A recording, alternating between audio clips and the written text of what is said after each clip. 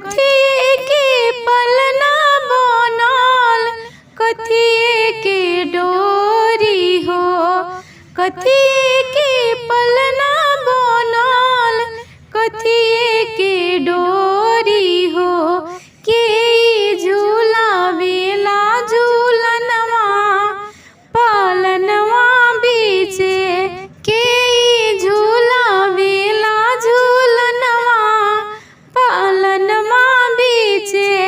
निक लागे अंजनी के लालनवा पालनवा बीचे।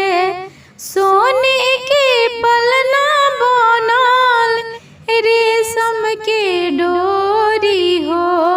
सोने के पलना बनल, रेशम के डोरी हो। माता अंजनी झूलावेली झूलनवा पालनवा बीचे। माता अंजनी झूलावेली झूलनवा पालनवा बीचे। निक लागे अंजनी के लालनवा पालनवा बीचे। निरखी निरखी रूप हनुमत के खेलावेली। निरखी निरखी रूप हनुमत के खेलावेली। अचरा छुपाई बल के लोरी सुनावेली। अचरा छुपाई बल के लोरी सुनावेली। गाय के सुनावे राम के भजनवा पालनवा बीचे। गाय के सुनावे राम के भजनवा पालनवा बीचे।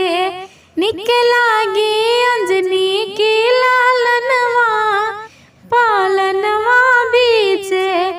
राम जी के बनिए सेवकवा मोर बजरंगी हो।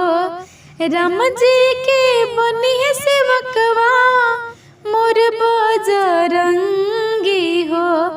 शिव के गरवा रूप लिहे बजरंगी हो। शिव के गरवा रूप लिहे बजरंगी हो। निहार छवि सगरो जानवा पालनवा बीचे। निहार छवि सगरो जानवा पालनवा बीचे। निक लागे अंजनी के लालनवा पालनवा बीचे। केसरिया गानवा में बजला बधैया हो।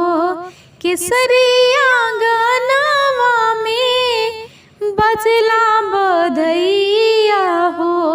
सोहर गावेली पार्वती मैया हो। सोहर गावेली पार्वती मैया हो। भोले बाबा नाचले आंगनवा पालनवा बीचे। भोले बाबा